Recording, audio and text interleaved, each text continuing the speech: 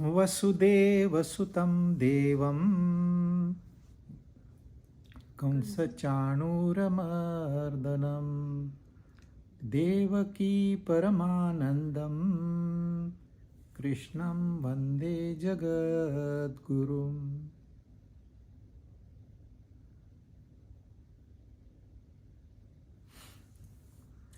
हमने 9 अध्याय पूरे किए, 34 श्लोक किए। 34 बार कृष्ण भगवान ने मैं इस शब्द का इस्तेमाल किया है। अब ये मैं कौन कह सकता है? मैं कहना, मुझे ध्यान दे, मुझे समर्पित हो जा, पूरी बुद्धि मुझ में लगा, मन मुझ में लगा, ये कहना इतना आसान नहीं है। ये तो कोई अहंकारी इंसान कह सकता है या तो अत्यंत उच्च कोटि का मनुष्य कह सकता है। जो अहंकारी कहेगा उसे पता ही नहीं कि वो क्या कह रहा है। वो मैंने ऐसे किया, मैंने वैसे किया, मैं तो ही आया, वो अपना ही स्तुति करते जाएंगे। किसकी स्तुति? इस शरीर की स्तुति, इस मन की स्तुति। और फिर उनको पछताना होगा आगे चल के। अभी तो अच्छा लगेगा, परंतु ये मैं कहने वाला जो अहंकार रहित है वो ढूंढने से भी नहीं मिलता है। और वो यहां हमारे सामने है एक कृष्ण के रूप में। वो है भगवान, वो है परमात्मा जो निर्गुण निराकार है, सगुण साकार में आके हमसे बात कर रहे हैं। तो उनका मैं कहना और इसी अहंकारी का मैं कहना, इसमें जमीन आसमान का फर्क है। क्योंकि यहां पे जो मैं है इसके सिवा और कुछ है ही नहीं, इसलिए मैं के सिवा और कम्युनिकेशन हो ही नहीं सकता। परंतु जो अहंकारी पुरुष है ये व्यक्ति को, जीव को, जो व्यक्त हुआ है उसको महत्व दे रहा है, क्योंकि उसको जरा सा भी ज्ञान नहीं है। तो जब कृष्ण भगवान कह रहे हैं तो हमने सोचना है कि ये ऐसे क्यों कह रहे हैं। ये मैं है कौन? जिसको ये मैं समझ में आ गया उसको सब समझ में आ गया। अन्यथा कितना भी ज्ञान लीजिए वो अज्ञान में ही रहेगा। और इस मैं की व्याख्या अभी पूरा 10वां अध्याय करने जा रहा है। इसका नाम है विभूति योग। कैसे मैनिफेस्ट हुए हैं वो जो एक मैं है, ये इतने ट्रिलियंस कैसे हो गए, कैसे हम पहचाने उनको, ये विषय है हमारे 10वें अध्याय का। 10वां अध्याय महत्वपूर्ण इसलिए है कि ये 10वें अध्याय में हमारे बुद्धि के कपाट खुल जाएंगे। है भक्ति का स्वरूप, लेकिन भक्ति मार्ग से ही हमारी बुद्धि सोचने लायक हो जाती है। अदरवाइज इसमें खाली ज्ञान भरते जाओ, उस ज्ञान का हमें उपयोग नहीं होगा। वो ऐसे है गधे के पीठ पर सोना लाद दो, है तो सोना, पर गधे को उसकी कोई कीमत नहीं। वो नहीं सोच सकता अरे सोना लेके भाग जाऊं, मैं ऐश करूंगा, वो सोच ही नहीं सकता है। वैसे है, सिर्फ ग्रंथ में जैसे कि तैसे बुद्धि में उतार दिए, उसको रटने लगे, लेकिन प्रेम है ही नहीं, भक्ति है ही नहीं।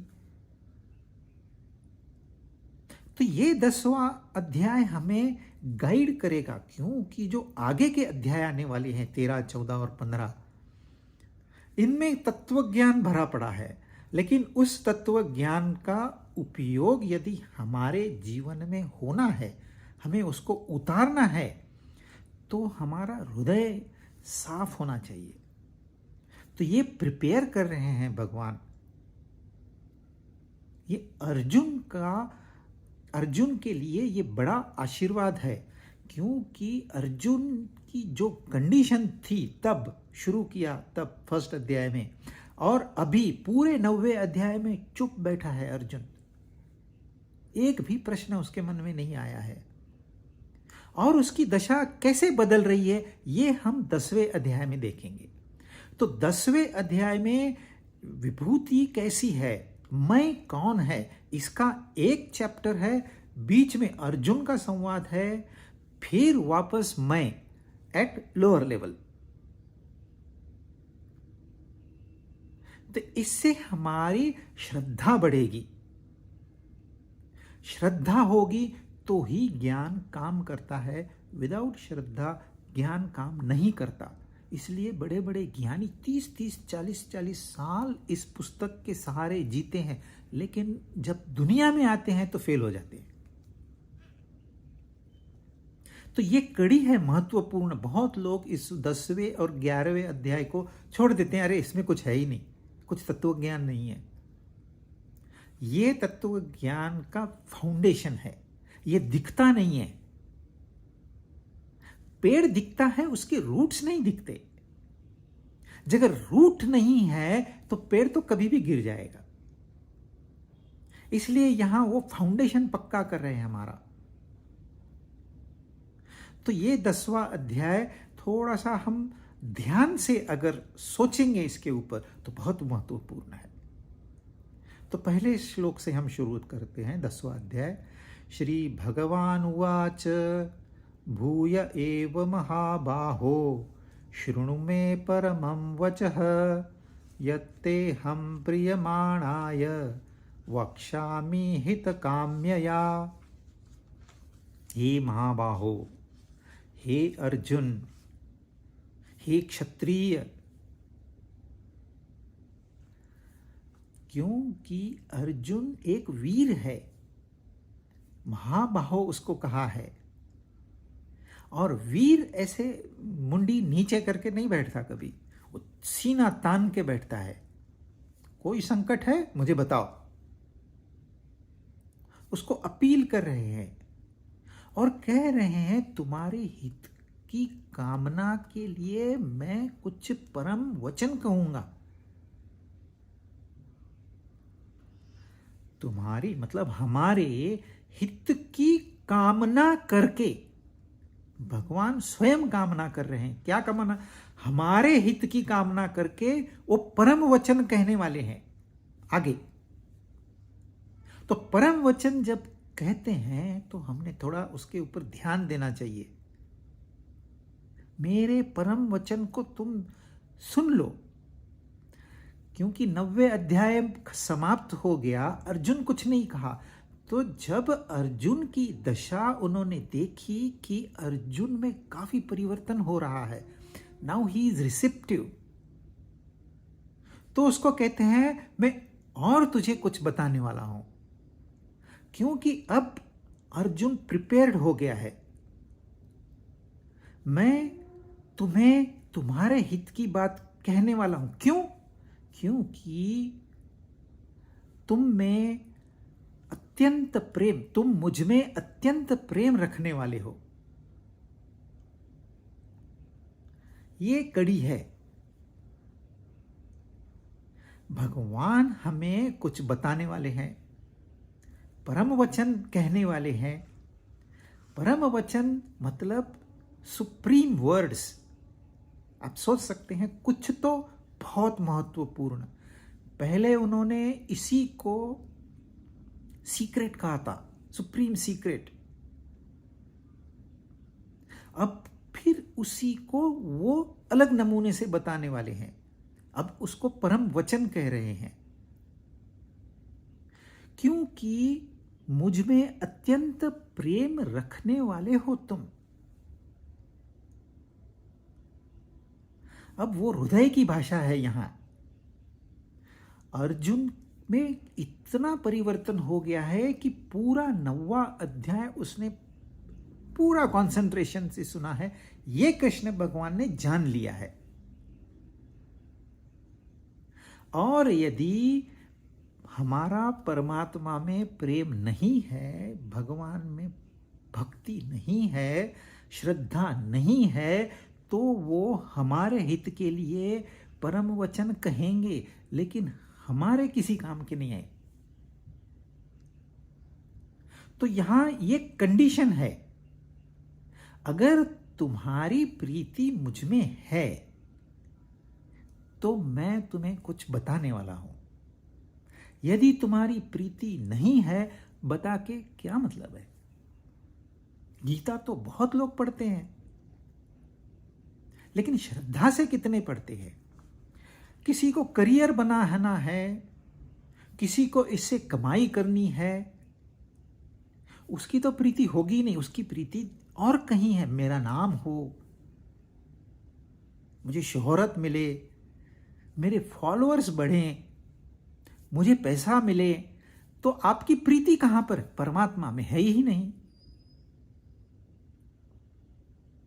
तो this is a precondition. प्रीति है तो मैं तुम्हारी कामना के लिए कुछ कहूंगा। अभी भगवान कौन होता है? भगवान वो पुरुष है जिसमें कोई कामना शेष नहीं है। और यहां भगवान कह रहे हैं तुम्हारे हित की कामना मैं करता हूं। मतलब भगवान में कामना आ गई। अगर भगवान में कामना आ गई तो वो भगवान रहे ही नहीं, वो तो ऑर्डिनरी इंसान हो गए। परंतु कामना की व्याख्या अलग है। यहां जो कह रहे हैं तुम्हारे हित की कामना, जब दूसरे का हित होता है तो वह कामना कामना नहीं है। मेरी कामना है मेरा हित हो, मैं बिजनेस करता हूं मुझे प्रॉफिट हो, या मैंने घर बनाया है इसका सुख मुझे प्राप्त हो, यह मेरी कामना है। अगर प्राप्त नहीं हुआ तो मैं परेशान हो जाता हूं, मुझे गुस्सा आता है, इतनी मेहनत की मैंने। अच्छा पूरी हो गई तो मुझे और चाहिए। एक सुख प्राप्त हुआ नहीं, 4 सुख की कामना खड़ी हो जाती है। परंतु यदि मैं यह प्रवचन औरों के हित के लिए करता हूं और औरों का हित नहीं हो रहा तो मुझे कोई गुस्सा नहीं आएगा, न और हित हुआ नहीं मुझे कोई लालच उत्पन्न होगी। तो यह कामना जब दूसरे के हित की होती है तो वह काम नहीं है, वह कामना नहीं है, वह तो उनका आशीर्वाद है हमारे ऊपर। वो हमारे हित के लिए कुछ कह रहे हैं, तो हमारा तो प्रेम है ही उनके साथ, उनका भी हमारे साथ प्रेम है। तो यहां कामना का मतलब प्रीति हो गया, प्रेम हो गया, भक्ति हो गया। निस्वार्थ भावना से कर्म किया जा रहा है, यहां कोई स्वार्थ नहीं है। जहां स्वार्थ नहीं है वहां आप कुछ भी चाहो, वो चाहना नहीं होगी, वो कामना नहीं होगी।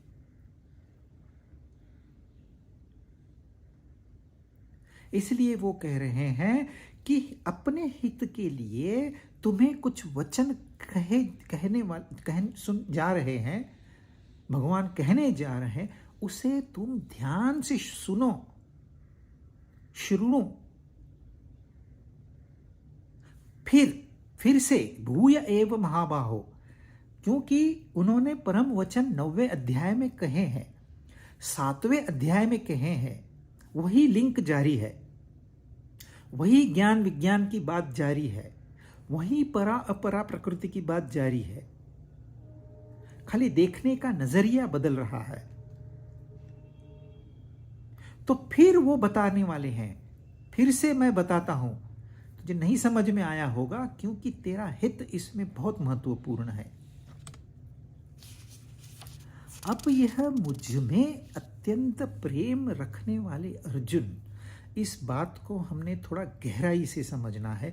क्या फर्क है हम में और जो दूसरे भक्त है। प्रीत न प्रेम तो हमारा कई चीजों में है। मैं आपको एक उदाहरण देता हूं। एक भक्त्यानी है जिसने अपने गुरु के खातिर शादी नहीं की, जिंदगी भर गुरु की सेवा की, गुरु के साथ रहना, उनका खाना, पीना, उनका सब रहने का बंदोबस्त करना, उनके लिए व्हील चेयर थी, उस व्हील चेयर को ले जाना, ले आना, अत्यंत प्रेम अपने गुरु के प्रति और सच्ची भावना से। इसमें कोई पाखंड नहीं है, कोई शो बिजनेस नहीं है। उसने जो भी कर्म किया अपने गुरु के लिए अपने दिल से किया। और अब भी, अब गुरु नहीं है तो अब भी वो दुनिया भर घूमती है, अपने गुरु को ग्लोरीफाई करती है। तो प्रेम है और उसका फल भी उसे मिल रहा है। उसको स्वर्ग प्राप्ति हो गई है, बड़ा बड़े भवन है, वो रानी के जैसे रहती है, बड़ी बड़ी कारें हैं, इंटरनेशनल ट्रैवल है, 5 स्टार होटल्स है, स्वर्ग प्राप्ति हो गई है। अब देखिए ऐसे व्यक्ति को आप किस नजर से देखोगे? सूक्ष्म विचार है। स्वर्ग प्राप्ति हो गई, लेकिन गीता ने क्या कहा? क्षीणे पुण्ये मर्त्य लोकम विशन्ति। तुमने पुण्य कर्म किया है, इसमें कोई शंका नहीं। प्रेम किया है, इसमें शंका नहीं है, लेकिन प्रेम आपका कहां लगा हुआ है? परमात्मा में है?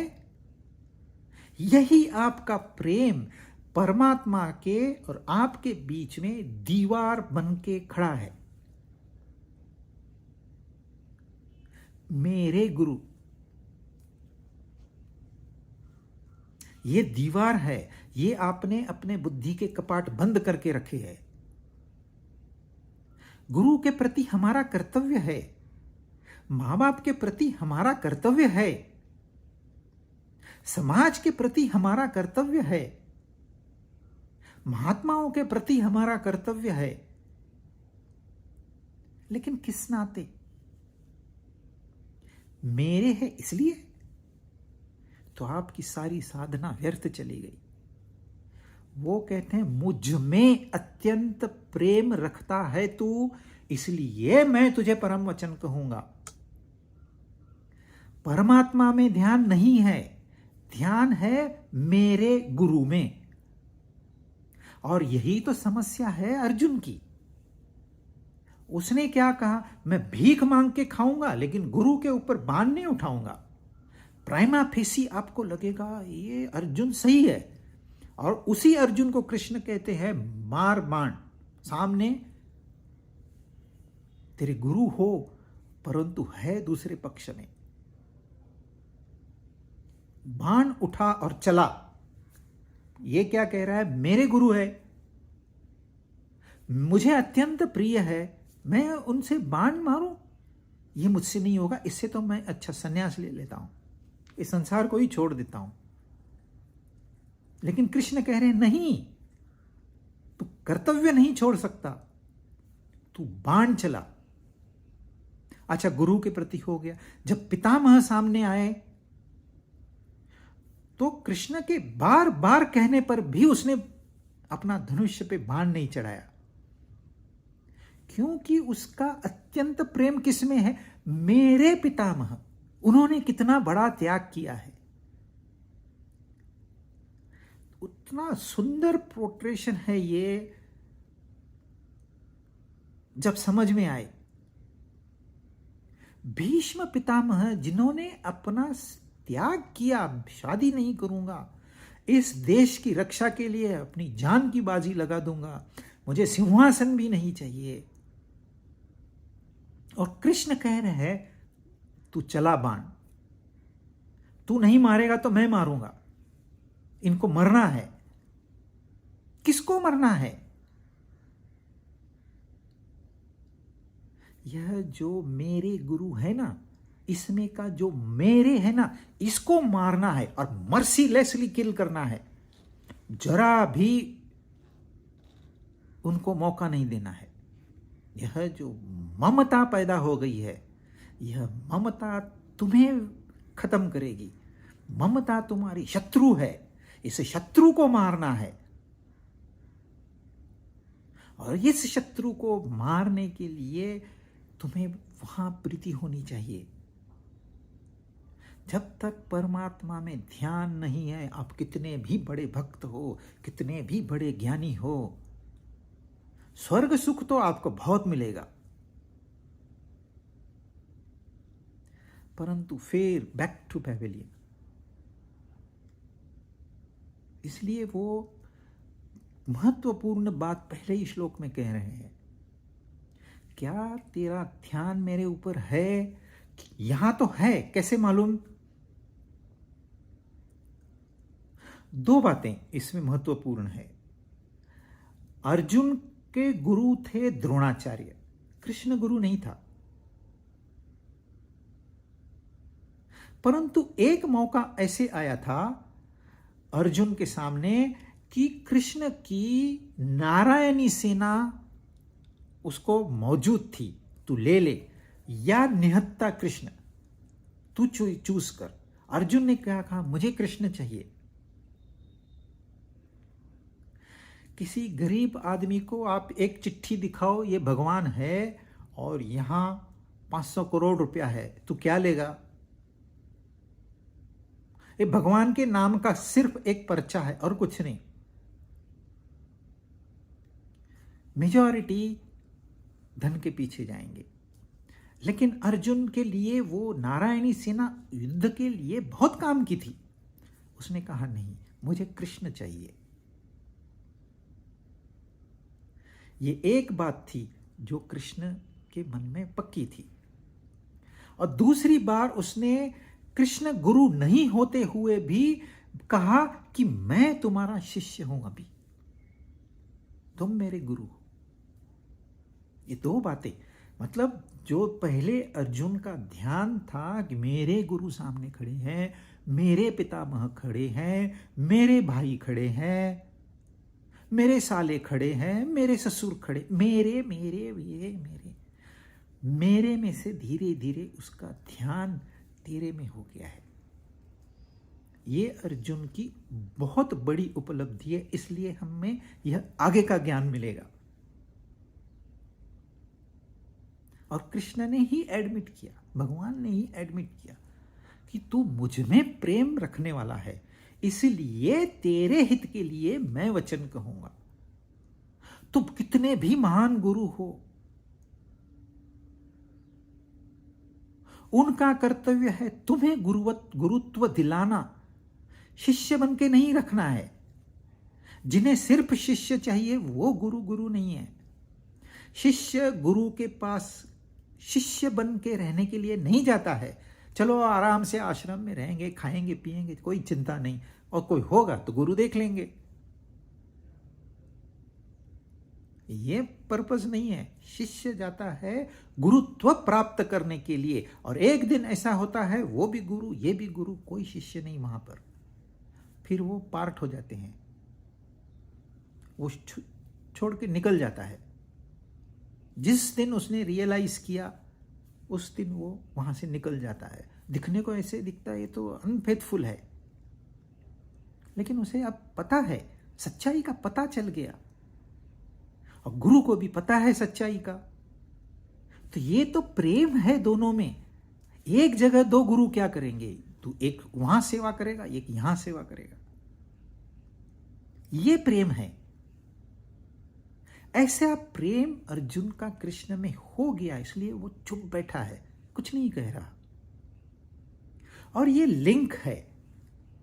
अगर हमारा सच्चा प्रेम नहीं है तो हमने बुद्धि के दरवाजे बंद ही रखे हैं। अगर बुद्धि के दरवाजों को खोलना है, वो परम वचन अंदर लेना है, तो ये दिल का इस्तेमाल करना होगा। तो this is preparation. Pre requisite. तो ये महत्वपूर्ण लिंक है कि मुझ में अत्यंत प्रेम रखने वाला है तू, इसलिए तेरे हित के लिए मैं परम वचन कहने जा रहा हूं। अब सारे ही परम वचन है। गीता में ऐसा कौन सा श्लोक है जो परम वचन नहीं है? सारे ही परम वचन है। लेकिन जो अर्जुन के लिए महत्वपूर्ण है वो ये 10वां अध्याय है, क्योंकि इसमें उसका परिवर्तन आगे चल के हमें पता चलेगा कि कैसे परिवर्तन हो गया। हमको पहले का तो पता है, आगे का पता नहीं है, वो इस अध्याय में हमको पता चलेगा।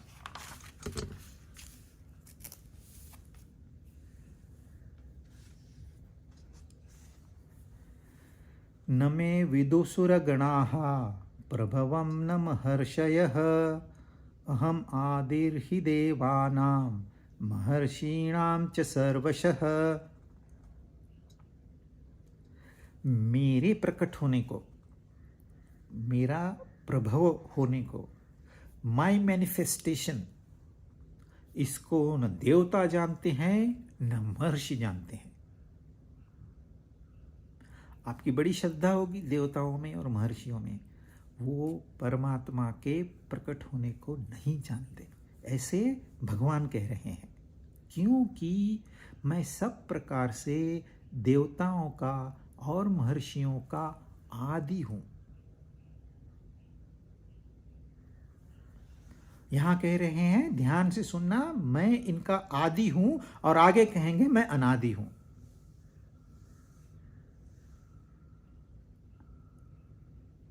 देवता कौन है और महर्षि कौन है? हमको बताया गया है जो स्वर्ग में रहते हैं देवता है, इंद्र देवताओं का राजा है, बड़े अच्छे लोग हैं, बड़े पवित्र लोग हैं।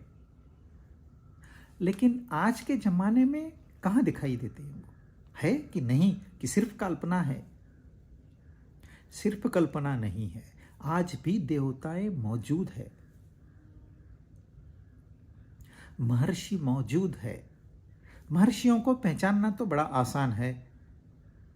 गीता लेके बैठेंगे, पुराणों का अध्ययन लेके बैठेंगे, लोगों को कथाएं सुनाएंगे, उनका मनोरंजन करेंगे। वो महर्षि हैं जिन्होंने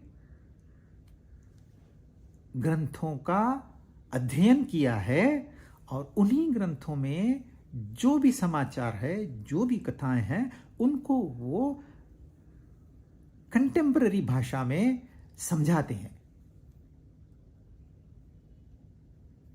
और देवता हैं वो सक्सेसफुल लोग जिन्होंने अपने बल पर इस संसार में स्वर्ग का निर्माण किया है। जैसे मैंने आपको उदाहरण दिया, स्वर्ग सुख मिल जाता है, बहुत डिफिकल्ट नहीं है।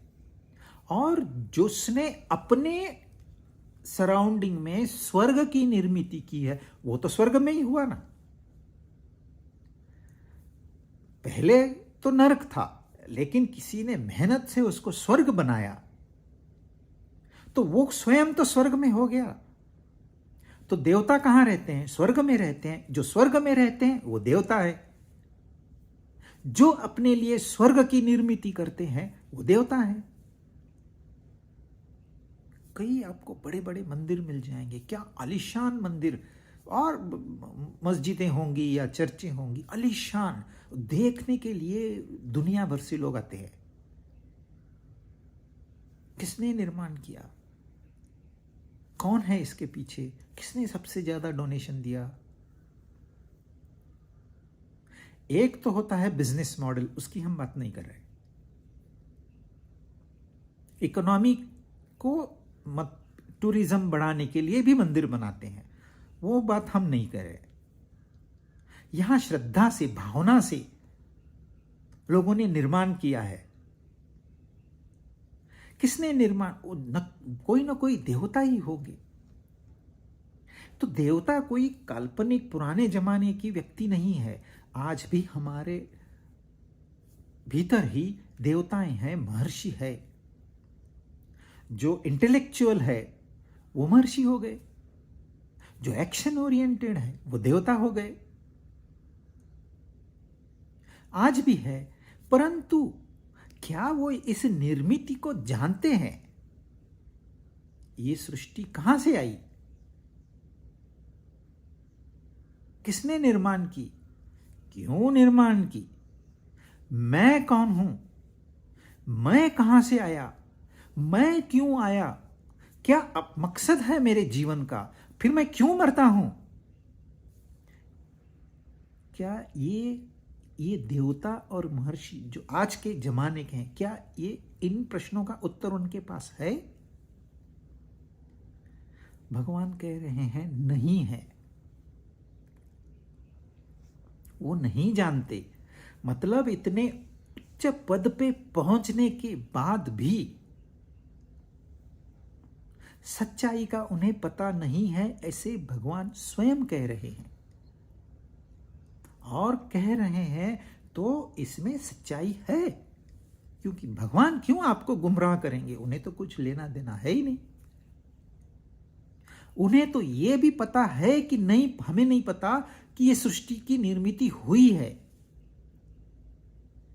देखिए, एक जीव इस धरती के ऊपर नहीं रह सकता यदि सूरज ना हो। तो सूरज की ऊर्जा निकाल दीजिए, यहां जीवन समाप्त हो जाएगा। और सूरज की ऊर्जा है तो यहां जीवन है। हम बात कर रहे हैं एक दूसरे से, हम देख रहे हैं एक दूसरे को, ये सूरज ना हो तो ये मुमकिन ही नहीं है। परंतु क्या सूरज को इसका पता है? हमें नहीं पता। सूरज नहीं है तो हम नहीं है, सीधी बात। तो हमारा होना सूरज पे निर्भर होता है। परंतु क्या सूरज को इसका पता है? शायद हो, शायद नहीं हो। वेद कभी ये क्लेम नहीं करता कि परमात्मा को तुम्हारे होने का, तुम्हारे अस्तित्व का पता है। वो कहते हैं हमें नहीं पता, उन्हें पता है कि नहीं है, पर उनके बगैर हम नहीं है, ये हम जानते हैं। वो है इसलिए हम है, और हम है इस यह सिद्ध करता है कि वो है।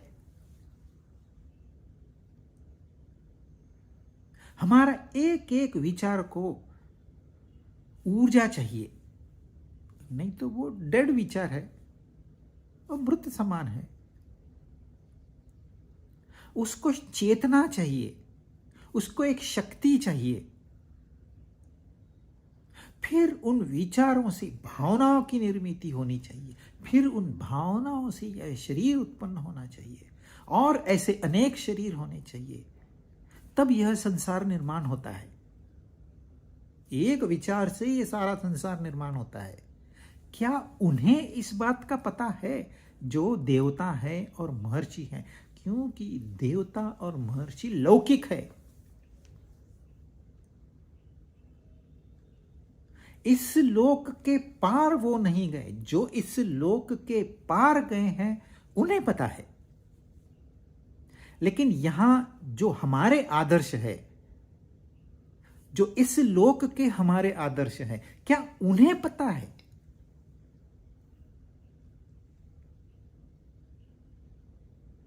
दो चार लोग तो हमारे यहां ऐसे होते ही हैं इस देश में जिन्हें पता है।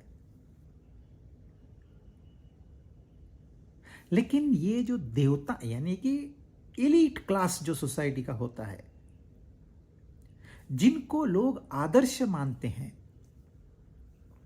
क्या उन्हें पता है?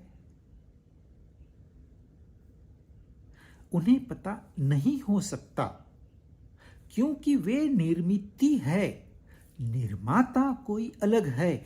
निर्मिति निर्माता को नहीं जान सकती।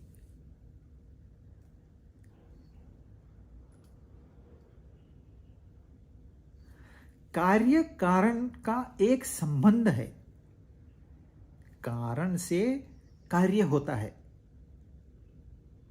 लेकिन कार्य वापस कारण में नहीं जाता, वो आगे कारण में जाता है।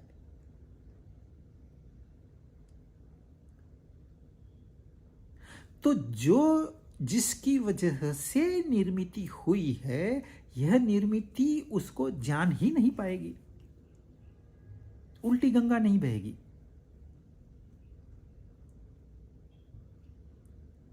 तो वो स्वयं कह रहे हैं ये अहम आदि ही देवानाम महर्षिणाम, ये देवता और महर्षियों के आदि जो है कृष्ण भगवान, जो स्वयं प्रकट होके हमारे सामने आए हैं, उन्हें प्रकट होने की जरूरत नहीं है।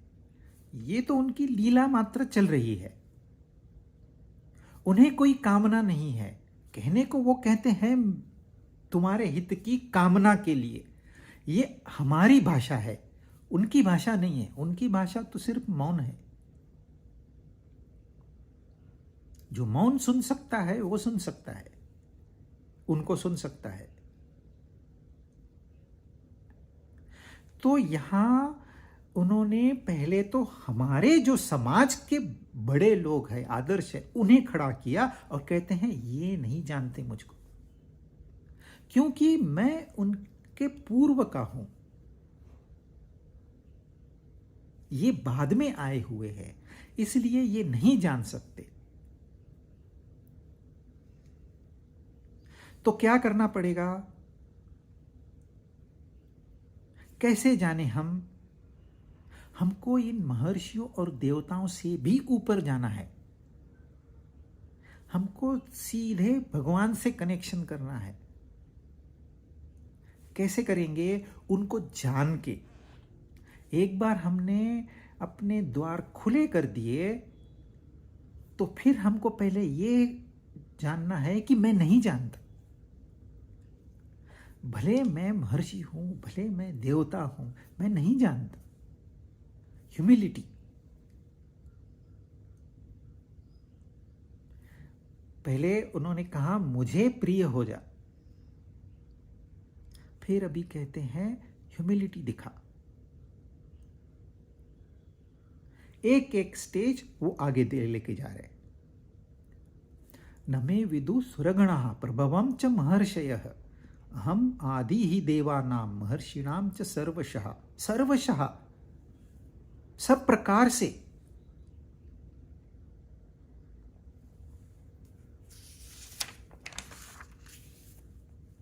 तीन, यो माम अजम अनादिम च वेत्ति लोक महेश्वरम असमूढ़ समर्तेषु सर्व पापै प्रमुच्यते।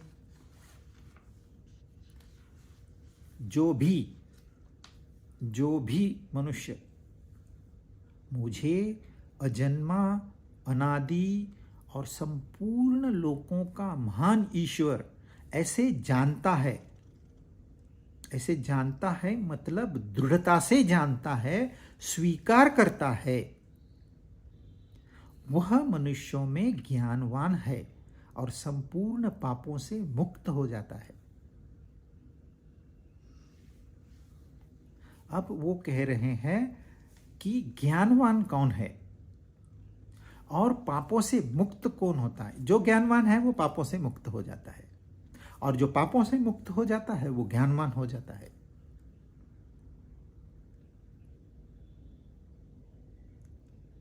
परंतु ये कैसे जानते हैं? जो ये जानता है कि मैं, यानी कि परमात्मा कह रहे हैं उनका मैं, हमारा मैं नहीं, मैं अजन्मा हूं, मैं अनादि हूं और मैं लोक महेश्वर हूं। कोई कहता है क्या मैं लोक महेश्वर हूं? सिर्फ भगवान कह सकते हैं, क्योंकि उन्हें पता है वो क्या कह रहे हैं। सारे लोग, कितने लोक हैं? इंद्रलोक, पृथ्वी लोक, पाताल लोक, स्वर्ग लोक, कितने लोक है? पितृलोक। फिर हमारा स्वप्न लोक, सुषुप्ति लोक, जागृत लोक, कितने लोक हैं? ये लोग ऐसे ही चल रहे हैं। आपको लगता है सपने आते हैं वे जाते हैं, ऐसे ही हो रहा है कैजुअल। कोई पैदा हुआ, कोई मर गया, ऐसे ही चल रहा है कैजुअली। क्या कोई नियंता है? क्या कोई इस सृष्टि को चलाने वाला है? क्या कोई मुझे बताता है सुबह हो गई उठ, रात हो गई सो जा? क्या कोई मेरा ब्लड प्रेशर कंटिन्यूअसली चेक करता है, कहीं बढ़ता तो नहीं है, कहीं कम तो नहीं हो रहा? क्या किसी ने थर्मामीटर लगा के रखा है यहाँ पर 98.3 जो भी है उतना ही टेम्परेचर होना चाहिए? आगे बढ़ेगा तो कुछ करना है, पीछे जाएगा तो कुछ करना है। ये कौन कर रहा है? ये नियंत्रण यूं ही नहीं हो रहा, कोई तो नियंता है। नहीं तो चांद को धरती से टकराने में समय ही कितना लगता है? किसने नियंत्रण किया है कि चांद वहीं रहेगा, धरती से इतना ही दूर रहेगा, धरती सूरज से इतनी ही दूर रहेगी? किसने नियंत्रण किया है? किसने बनाया ये सब? किसने कैलकुलेट किया है? कितने कैलकुलेशन चाहिए? मेरे विचार आपके मन के अंदर कैसे उतरते हैं? कोई जादू है?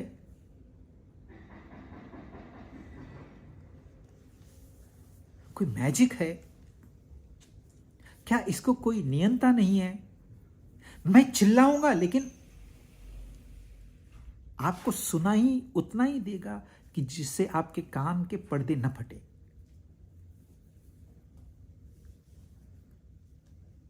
मैं विस्पर भी करूंगा, आप कान नजदीक लेके उसको पिकअप कर लोगे। कौन नियंत्रण करता है? कौन इन आंखों से देख रहा है? मैं देख रहा हूं। कौन है ये मैं? Have you been able to define कौन है ये मैं? सर्वलोकों का एक लोक नहीं है। जो हम कल्पना, जो हम देखते हैं सुनते हैं वो तो है। जो हम कल्पना से विश्व का निर्माण करते हैं वो भी इसमें आ गया। हम सोचते हैं कोई ऐसी पृथ्वी भी होगी जहां बरोबर हमारे जैसे लोग हैं, वो लोग भी इसमें आ गया। उसका भी नियंत्रण चल रहा है। यह नियंता को कहते हैं ईश्वर। वही भगवान जब नियंता हो जाता है तो उसको ईश्वर कहते हैं। महान ईश्वर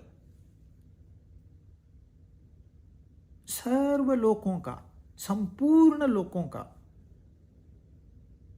मैं नींद में हूं, गहरी नींद में हूं, वह भी एक लोक है। उसमें भी कुछ काम चल रहा है। हमें लगता है सब बंद हो गया, बिल्कुल नहीं। आपका पंपिंग हृदय का बंद नहीं हो सकता। आपके बॉडी में रिपेयरिंग चल रहा है। पहले राइट हैंड साइड में हो जाओ, लेफ्ट में रिपेयर करेंगे, फिर बोलते हैं लेफ्ट में हो जाओ, राइट में रिपेयर करेंगे अपने आप। हमें पता ही नहीं है।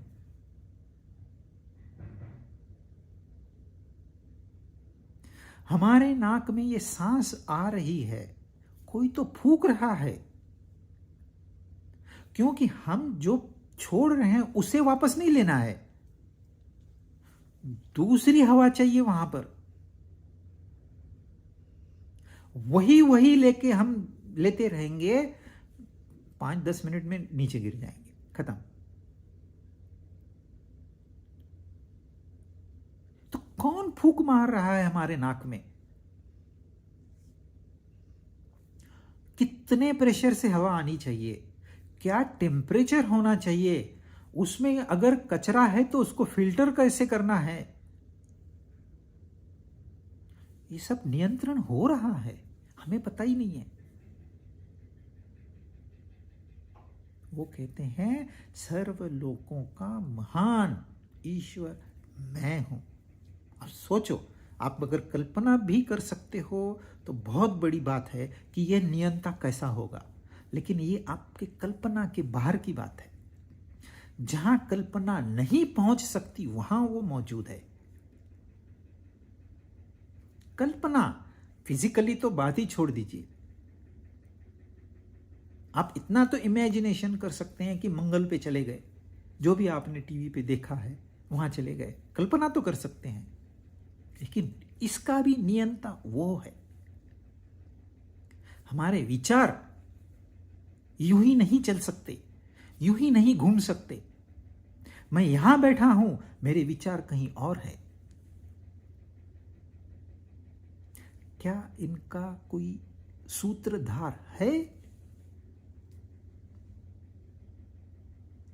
बगैर सूत्रधार के कठपुतलियां नाच सकती है?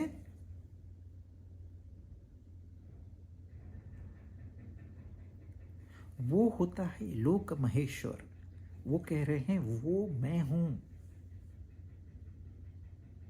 इसको महर्षि भी नहीं जानते, देवता भी नहीं जानते।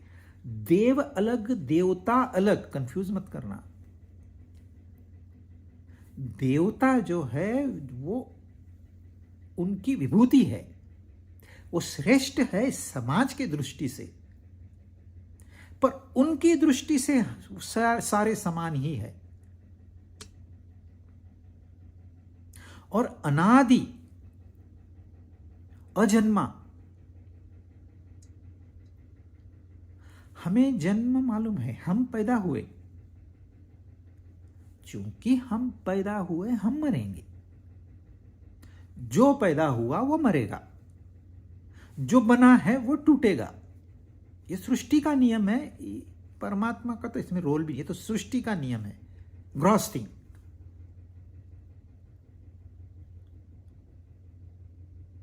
लेकिन वो उसका जन्म नहीं हुआ।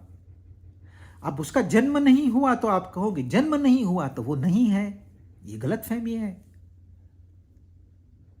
वो है लेकिन वो पैदा नहीं हुए।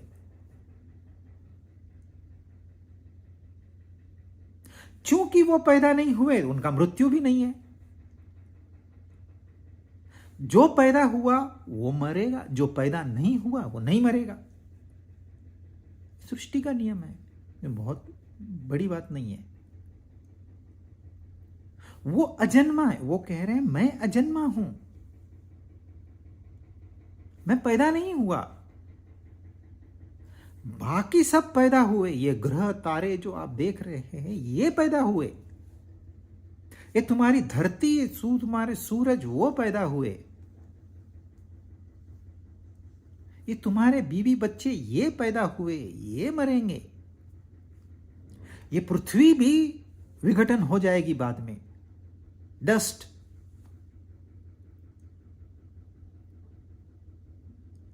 क्योंकि आई कहां से?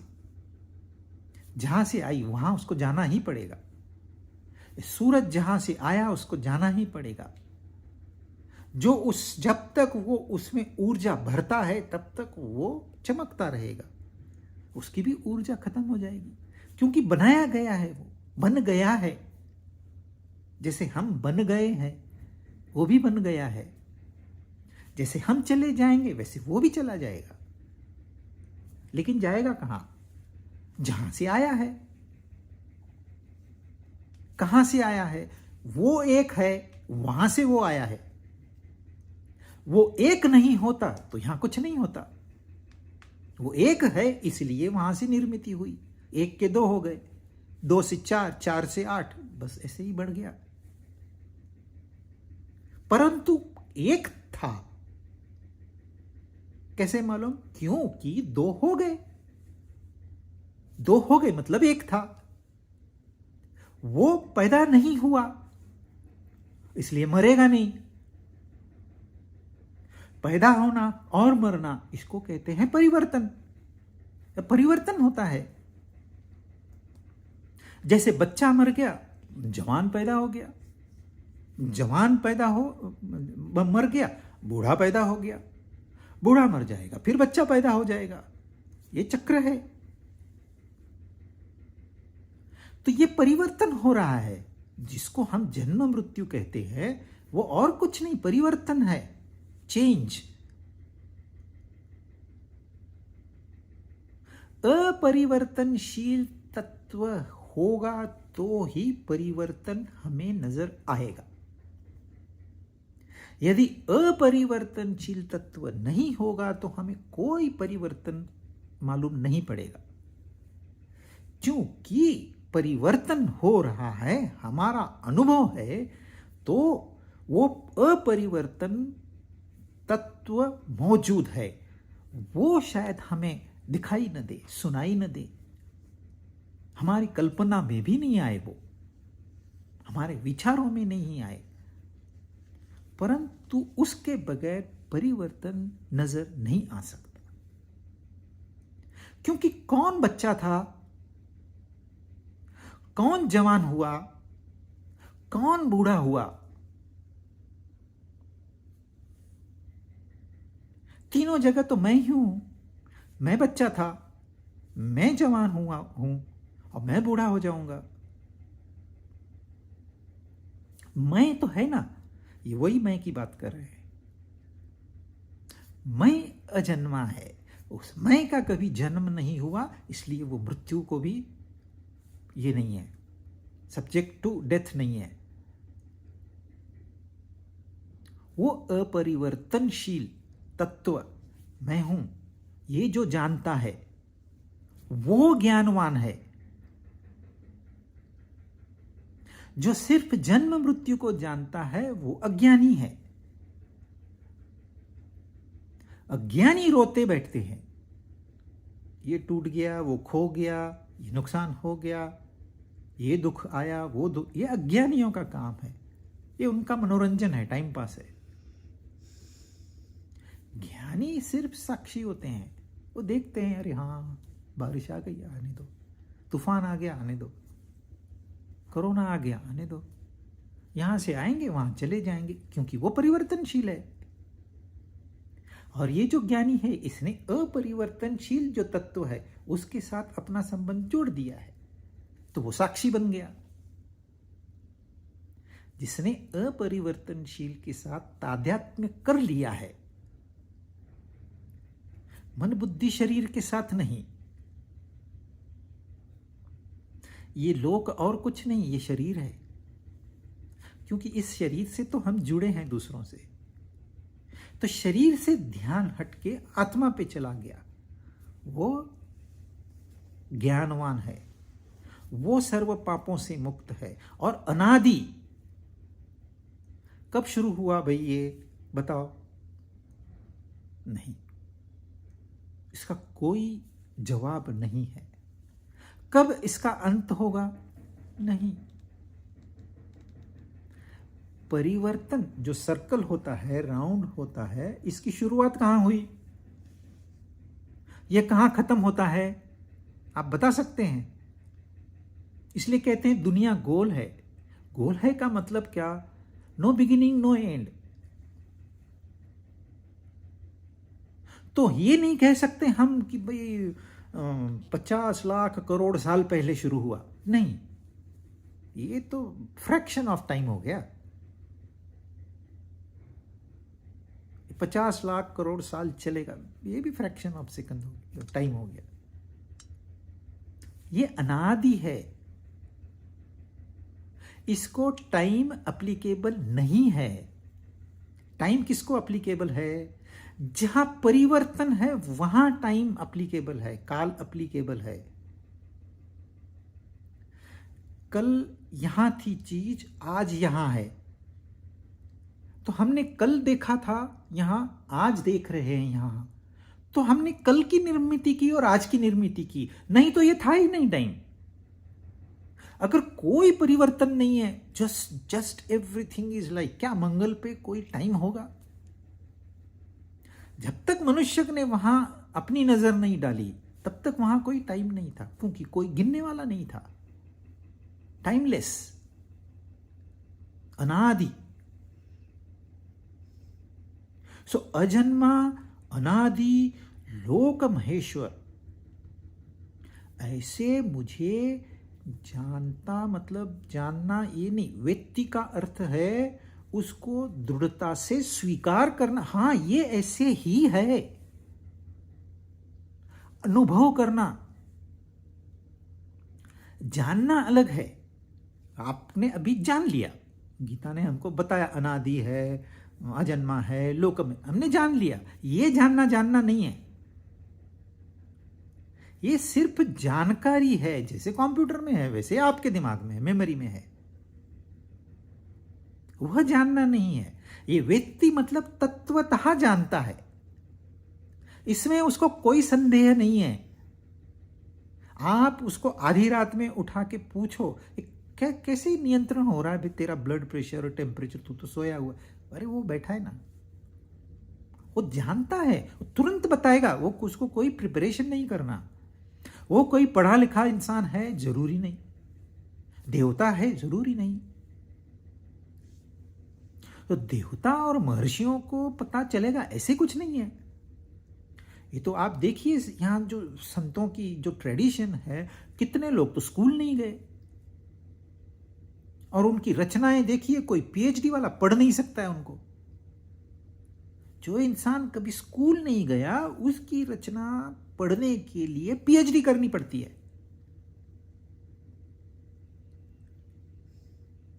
क्योंकि वो तत्वतः जानता है। और हमारी जो जानकारी है ये ग्रॉस है। हम पुस्तकों के आधार पर या किसी ने बताया, अरे है, हाँ है। लोग क्या करते हैं, महात्माओं के पास जाते हैं, पूछते हैं महात्मा भगवान सचमुच है क्या? महात्मा कहते हैं हाँ है ना, अरे डन, मैं जानता हूं भगवान है। वो छाती ठोक के सारी दुनिया को कहता है भगवान है। तुझे कैसे मालूम? वो मैं जानता हूं। वो अपनी कॉलर टाइट करेगा और बहुत प्रेशराइज करेंगे, तो मुझे महात्मा ने बताया। महात्मा तो जगत गुरु है, वो थोड़ी झूठ बोलेंगे। अरे महात्मा जानते हैं, तू जानता है क्या? तत्वतः तुझमें संदेह आएगा, महात्मा में संदेह नहीं आएगा। इसलिए बहुत लोग इसमें 30 सचमुच ऐसा है क्या, कभी तो सवाल पूछते हैं। आफ्टर 30-40 ईयर्स हम कर तो रहे हैं, सही दिशा में जा रहे हैं क्या? आफ्टर 30-40 ईयर्स तुमने किया क्या फिर? मैं किसी को जानता हूं 40 साल से एक इतनी सी किताब, 40 साल से एक किताब पढ़ रही है वो लेडी। एक किताब 40 साल से कोई पढ़ सकता है? कभी ऊब नहीं गई, क्योंकि तत्वतः नहीं जाना। जानकारी बहुत है, लेकिन यहां जो कह रहे हैं वो जो व्यक्ति, इसमें कोई संदेह नहीं है। आपको संदेह है कि मुझे कोई संदेह है कि मैं पुरुष हूं? मैं तत्वतः जानता हूं मैं पुरुष हूं। मुझे कभी शंका होती है कि मैं इस पिता का पुत्र हूं? मैं तत्वतः जानता हूं। वैसे ही ये लोग तत्वतः जानते, और ऐसे ज्ञानी पाप मुक्त होते हैं। पुण्य और पाप ये सिर्फ कर्मों के आधार पर नहीं है, फिजिकल एक्टिविटी के ऊपर नहीं है। एक विचार, सिर्फ एक विचार हमारे दिमाग में जब पैदा होता है, उसी समय पाप और पुण्य का निर्णय हो जाता है। हमारे अकाउंट में डेबिट या क्रेडिट बैलेंस चला जाता है। मेरे पास ये नहीं है, मुझे चाहिए। नेक्स्ट क्षण बोला नहीं चाहिए, लेकिन एक क्षण तो आपने वो जमा कर दिया ना, डेबिट बैलेंस हो गया, जमा कर दिया। तो उससे क्या होगा, मन में थोड़ी चंचलता आएगी, एजिटेट होगा, दुखी होगा धीरे धीरे। उसको कहते हैं पाप। वो पाप रहित है, क्योंकि उसके दिमाग में फालतू के विचार आते ही नहीं है। तो पहले तो वो प्रेम हमारा परमात्मा के साथ जब तक नहीं है, आगे जो वचन है वो हमारे काम के नहीं। That is the first stage. और ये पहचान लेना कि ये तत्वतः जानना है, ऊपरी चीज नहीं। जो तत्वतः जानेगा वो ज्ञानी होगा, वो पाप मुक्त होगा। अब इसके आगे वो अपनी विभूति का विश्लेषण करेंगे, वो हम अगली बार देखेंगे।